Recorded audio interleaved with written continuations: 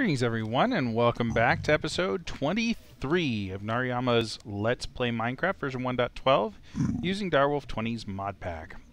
So this episode we're continuing our building of the Nether Base. There were a couple other things I kind of wanted to show really quick. And really just some finishing touches on that first floor, and then we're going to go ahead and move up to the second floor, which we're going to use for our machine room.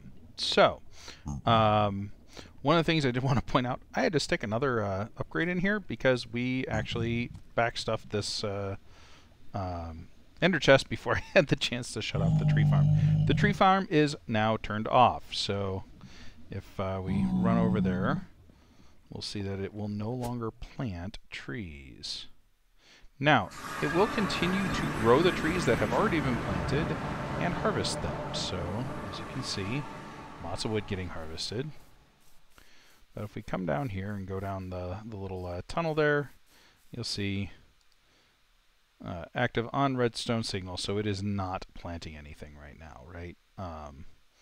It's just letting everything go. And what that means is basically we'll continue to get trees growing and harvest them until we run out of the saplings that have already been planted. And once we run out of those, then it will stop harvesting, and that'll be that. Now, it is going as quickly as it can, and you can see the wood level going down. But once all of the saplings have grown and all of that wood has been harvested, it will no longer harvest wood until we turn that lever back on. Now, what I would like to do eventually is actually have a wireless lever that we flip a lever here next to the advanced generator, and it turns it on and off, which we'll set that up eventually. For now, with 135,000 wood in there, I think we're good for a while. There's our zombie pigman, who's our base mascot. All right, so let's really quick go ahead and make that gas mix compressor. So I took the advanced alloys out of there. All we need now are some pressure valves. Here, I can just pull it up here. So we need these, but I think we have those already. Yeah, 1, 2, okay. And then I think we should have. Oh, we need a piston. All right, 1 piston. Thank you.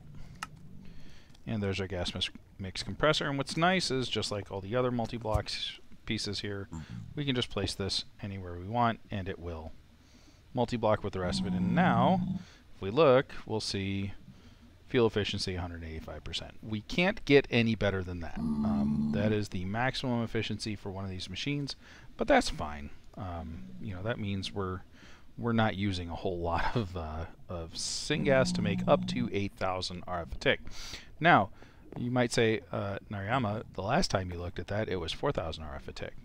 Well, not anymore. Now it's 8,000. I added another 8 Manulan turbines, and I had to change my power cube here. And the reason for that is, if you look at this, it says input-output 5,000 RF a tick, which means I can only input up to 5,000 RF a tick per face of the cube.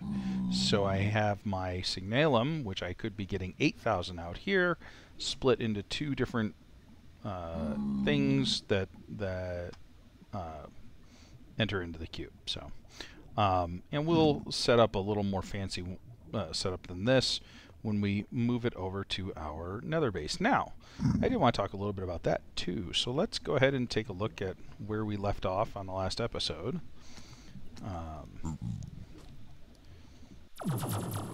So here we are. We got some cool pillars there. I thought I might break this up a little bit, do like an arch between these, but we'll see what I'm feeling like before the end of the episode. The other thing I am going to do, though, is I'm going to drop these 1 block below this. So if we do this, and then we do something like Doesn't really matter what we put in the center because we're not going to see it, but I'll go ahead and do an infused wood arch just for the heck of it. Actually, we'll see it just outlined. And then we take some more of that nether brick. Let's grab some more nether brick and some more stairs. Oops. Okay, here we go. More nether brick stairs.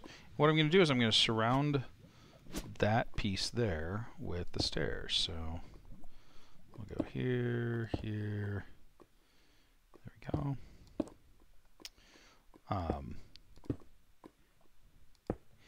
Again, the reason I'm showing this, the way I had it is just fine.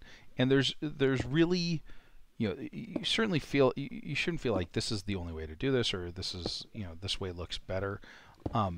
What I do think looks nicer about this is it gives it a little more depth as far as like looking at the room. You see more things sticking down from the ceiling. You see more things sticking out from the wall with those things there. We could do some more with this, but you know, for now I think this is perfectly sufficient. You know, we could also accent this with other textures. We have been using nether brick for the stairs with, you know, within the room, so I think it's nice that it's consistent like that. And now, you know, when you look at it, it looks a little more interesting there. You could do the same on the floor. The difference on the floor is you have to walk around it then, right? So any features you put on the floor, people are going to have to walk around or move around, or, you know, maneuver however they want. Whereas features on the ceiling generally are just, you know, things that are there. Okay, so let's go to floor number 2. So if you remember, this is our ceiling below us, so we're going to want to go one block up for whatever is going to be the floor material for the machine room. And for that, I think we're going to use a mixture of factory blocks. Factory blocks is one of the block types added by Chisel. It adds a whole bunch of interesting looking connected texture blocks. And I think it will just look kind of neat to have the sort of machine room have that kind of flooring.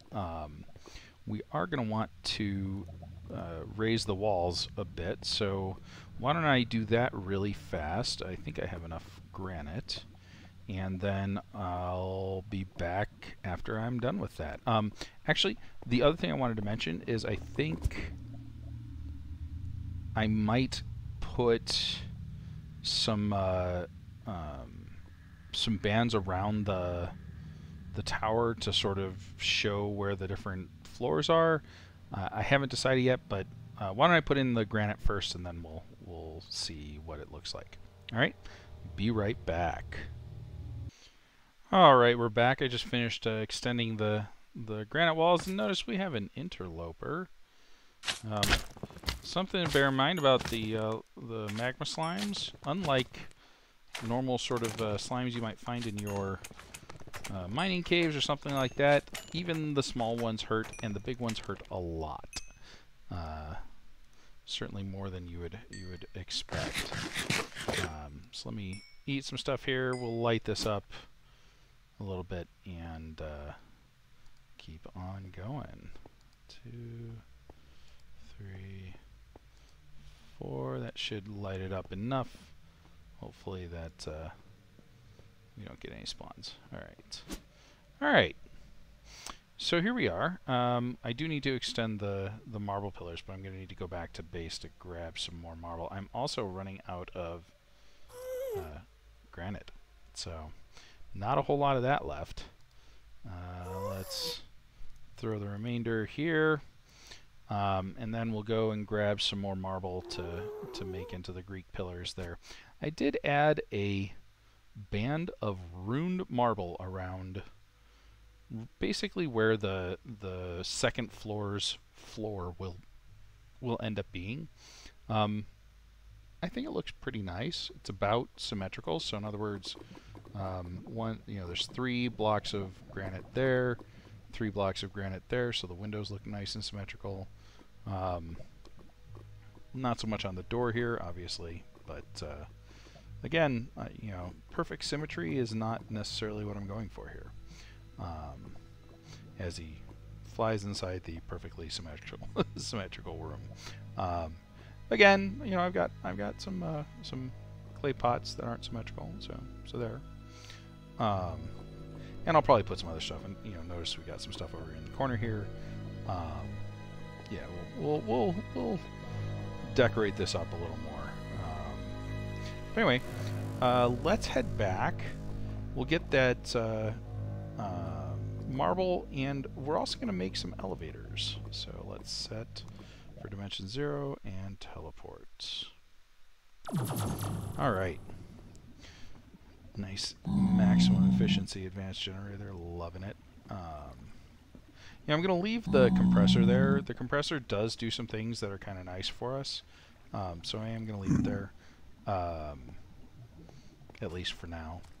There are some other IC2 machines that we may eventually want to get into, but for now, that'll work. So, elevators. Elevator. Okay. So basically, for the elevator mod, we just need an ender pearl surrounded by wool. We don't have any wool. So let's grab our shears. Is it nighttime or daytime? It's daytime, good. Let's grab our shears and go grab some wool. I will be right back after I go find some sheep.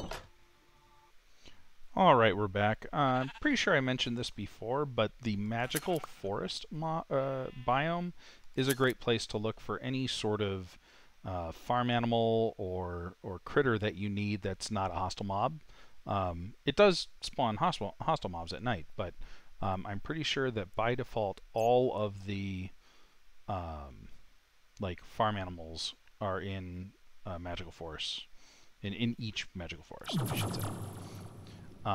Okay, so I got a bunch of wool. We should be able to make a couple of elevators now. 1, 2. Now, if I'm not mistaken, the default for this mod requires experience to use the elevator.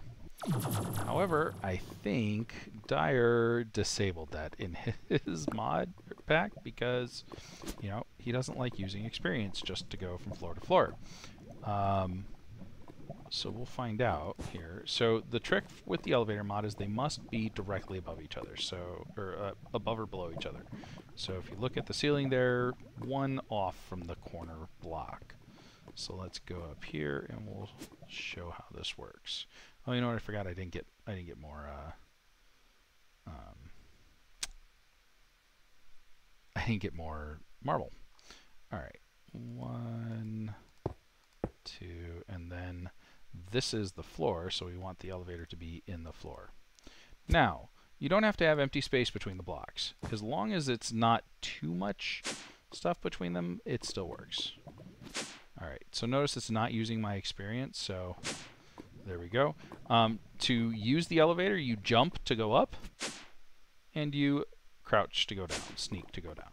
So there we go. Now we have a way to get to and from the 2nd floor. Let's go back and grab some marble. I will be right back once that's done. All right, we're back. The marble has been filled in. I still have a decent amount, so no worries there. Let's go ahead and grab our dank null, stick the marble in there for now. That way we can just pull it out when we need it. All right, so the 2nd floor. So again, we're going to have the walls sheathed. We may use different blocks. We may not do wood for this level. I think for like a factory floor, I think a brick, like a stone brick kind of thing is appropriate for the walls. I may pick a different type of brick, but that's probably where we're going to go with this. Something like that. For the flooring, like I said, we're going to use factory blocks. So let me show you how those are made. They do use a little bit of metal, which makes them significantly more expensive than your average, you know, sort of construction block. On the other hand, they do produce a lot of factory blocks the for that metal. So I think 4 iron and 4 stone makes 32 blocks, right? So you're definitely not hurting for you know, efficiency there as far as making the different types of blocks. All right, so let's go and check out how we're going to do this. Let's go back to the Nether. And let's go up. So once again, I am going to use cobblestone to sort of be the first block here, because it's going to get covered up by the walls, and I don't need to use expensive blocks to make this piece, right? There we go. And then once I'm done with this, I will go ahead and make the factory block floor, and why don't I come back after that is done. Alright, we are back, and you can see I've done quite a bit with the flooring here. So I've used 4 different types of factory blocks. So we've got the grinder here, blue circuits here, vents for some access, or for some accents, and dotted rusty plates. I'm not convinced I want the dotted rusty plates there. I may swap those out. The other thing I've done is sort of my neat little lighting solution here. So this is liquid glowstone. I've got some blaze quartz, so I'll show how to make that. You basically put quartz around a blaze powder, and it gets you 8 blaze quartz. And then using that, we can make a block of blaze quartz. You can also use it to color certain items in Botania, but then 3 blocks make 6 slabs. So I like this because I think it gives a sense of sort of like heat. So you've got the liquid glowstone there, sort of the hot plates there, and then the containment above it. And what you can use here is you can actually use fence posts to make this look nice. So and also we don't have to put that there. We can put like a slab above it or something. So let me show the fences. Fence. I think there is a brick fence.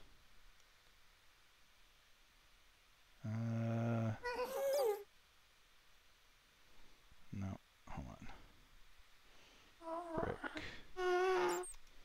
fence. Oh, the only one is nether brick. Okay. Do we have stone fence? No, we sure don't. Okay. Is it only wood then? It may be. Other than nether brick, it may be only wood. Alright, well, let's take a look at which woods we... Oh, we could get iron fences, actually. How do we do that? I'm not sure I want to do that. Steel fence seems ridiculously expensive. Oh, here we go. Reinforced frame fence. Can we do that? I think we can do that. Let me get some wood out of here, and I've got reinforced blocks in my bag there. So 1, 2. We'll grab those. We will grab the reinforced blocks out of here, and let's just make a few of these. So that one.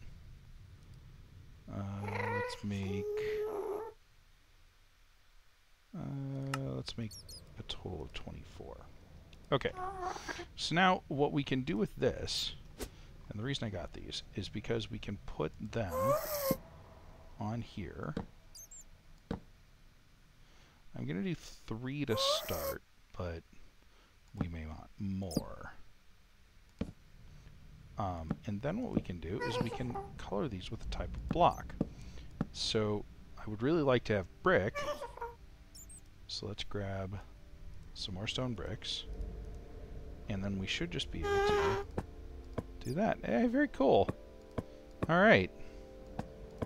Learning as we go. Okay, so we've got our lights. I think that'll be our ceiling size. So that's, I want to say that's 8 blocks up. That's a good size. Maybe one more. We are going to want a pretty significant amount of room in here because we're going to have machines and all that good stuff. So for walls, I think I'm going to do wood, like a wood log pillar here with stone brick between. So let's see how that looks. And I will be right back. All right, we're back.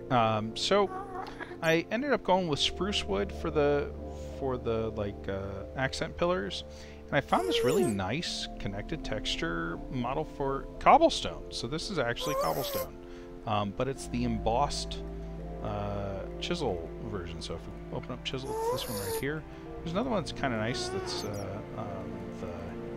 indented, but it makes the pattern on the wall a little more pronounced, and I actually kind of like the embossed better. So I think that looks nice. Alright, so I think that'll be our walls and floor for our machine room. And for a ceiling, I think we might just go with either andesite or another one of the stones again. I'm not going to go through the whole like lining the ceiling and making sure the connected textures all show and all that stuff, or the windows. I will put windows in.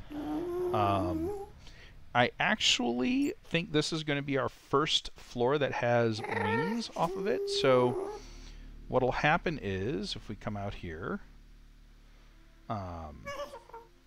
the wings, I think, for the second floor will be on either side, so that it'll show up as two like lateral sort of flying wings there. Now let's go kill this ghast because it's just making a racket.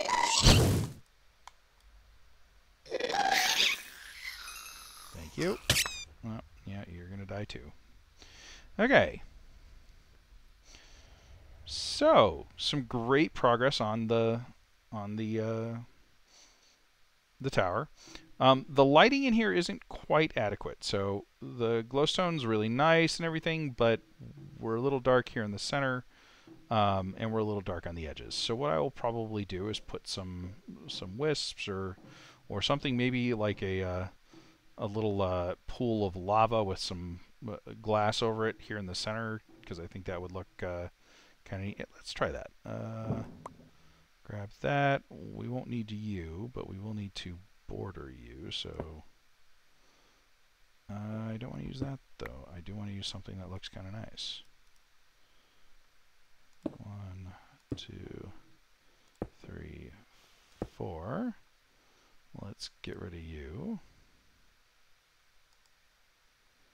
And oh, this is going to cause problems below. Okay, well let's show that off. Okay. So let's get our lava. Let's make sure that we're emptying it, throw it in there. Now, the reason I use some nice blocks is because you can see the edge of it right there, which is just fine. Let's throw some glass on there. We've got our nice, quite clear glass. There we go. Right? You know, just as going with the theme of like a heat source or something like that. Let's go ahead and throw some wisps. I think if we do it about this level, yeah, that'll get to the center there. Okay. That's what I was hoping. Alternatively, we could go up to about that level. That's still getting the center. Okay, good. So if we do this, this, let me get this all nicely lit up because we don't want mobs spawning in here if we can avoid it. And I screwed that up. Okay. There and there. And, oh wait, that's because I haven't done this one yet. Okay, if we look at our light level overlay, we're not seeing any red numbers in here, which is the goal. Okay, so turning this off. And there's our machine room. So, you know, there's a bunch of different ways we could set this up. I'm kind of partial to just, you know, having the machines go right through there, through the corners. You know, we can run the wiring underneath, but we're not going to need to do that for very long. So we're going to use Draconic Evolution for power, basically from the start here. So we'll get a Draconic Crystal set going on, and then we'll figure out what we want to do for, you know, for like item transportation, which will most likely be in the floor, or it could be in the wall. Either one will work. But what I was getting at is we'll most likely put a flying sort of side room right here, and then we'll put one right here as well. I did mention I was going to tell you I had a solution for the problem with water. So you'll notice there's one last thing up here, which is a large compact machine. So these are really neat things. They allow you to create basically a pocket dimension. So if I do at compact, right? Basically, you set up these miniaturization fields, and then you need a personal shrinking device. And these blocks, they are single blocks. So this will eventually shrink down to a single block, right? And you click on it with this personal shrinking device, and it teleports you to the pocket dimension that this encloses. And for example, you can have different sizes. You can have a tiny one, which is a 3x3x3 room, which is really not enough room to do anything.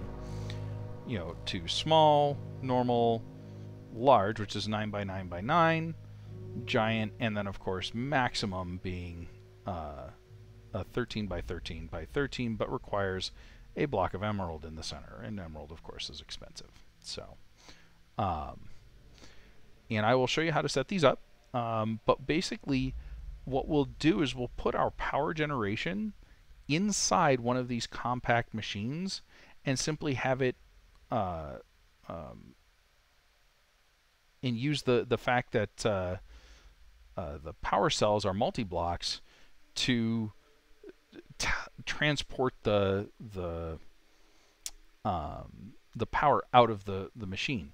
Also, we'll put an ender chest in the machine so that it can get the wood that it needs, and that will be our power generation. So, excuse me for just a second. Sorry, had to sneeze. So that's how we're going to solve the no water in the nether problem, because most of the power generation machines require a water source.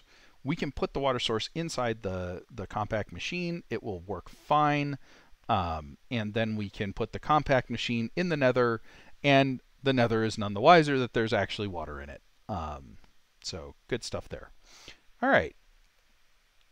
I think we made some excellent progress on the building here. Let's go down to the first floor. Oh, that looks so nice. That just looks so nice. All right. All right, folks. I'm going to head back to the base, clean up my inventory a little bit, and we will call that an episode. With all of the breaks and cuts, I don't know how long this one is going to be, so we'll see what it ends up being. But yeah, so like, notice, sorry, got off on a tangent again. Like, we need a water source to make the syngas for the advanced generator work. We need a water source to go into the dynamos for the dynamos to work, right? Though that's really what I'm getting at as far as why we need to put those in a compact machine, because we can't put the water source blocks in the nether, so the aqueous accumulators aren't going to produce water for us. Alternatively, we could produce the water here and pipe it into the nether. So in other words, we could take like an ender tank, pipe this water into an ender tank, put an ender tank in the nether. As long as it's in a tank or in pipes, it's fine. The only thing you can't put in the nether is a water source block. All right.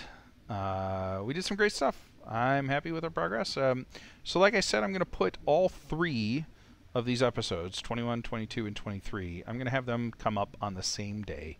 I realize it's quite a bit of content, but you know, I figure the building stuff is something that you guys would like to see sort of all at the same time. So you know, I'm good with just having all those go live on the same day, and then starting with the next episode, we'll go back to sort of the one video a day kind of paradigm, because what we need to do, and what I will do between now and the next episode, so there's going to be quite a bit of stuff done, is I'm going to move all this stuff. I'm going to move all of it over to the nether. I think for the moment I am going to use the ender tank solution to get the water into the nether. But then we're going to show the compact machines, and we're going to show some cool stuff there, and really get some interesting stuff going on for the next few videos. Compact machines are really nice. You can get items in, you can pipe items in and out of them, you can pipe power in and out of them. They make a really great solution to like ore processing. So instead of having an entire floor dedicated to all the machines I'm going to want for processing ores, because I'm going to use different machines to process different ores. Some ores I can process just, you know, hey, I get tons of iron, I'll just stick it in a pulverizer. Other ores, I may be like, hey, I want this ore to be my rich slag generation. And then even more ores are going to be like, hey, I want to get as much of this as I possibly can. So I'm going to combine that rich slag in a induction smelter with that ore to you know, triple it, or if I, you know, get what's it called, blazing pyrotheum production going, I can even quadruple it. But that ends up being a ton of different machines, all requiring power, all needing you know, like items piped in and out, and you can basically hide that away. And I hesitate to use the word hide. I'm not really trying to hide anything. I'm just trying to kind of make it nice and compact, and that's why it's called compact machines. You know, putting all that ore processing into a single machine or into a single block, and then, you know, getting all the ore out makes a lot of sense, particularly if you're in a place like the nether, or in like a you know, a place where you're a little constrained as far as how much room you have to build. We aren't terribly constrained. Like I said, we can make those like flying offshoot rooms, but it's still, you know, that's something we're going to explore, is a little bit of compact machines. All right, thanks for watching, everyone, and I will see you in the next episode. Bye.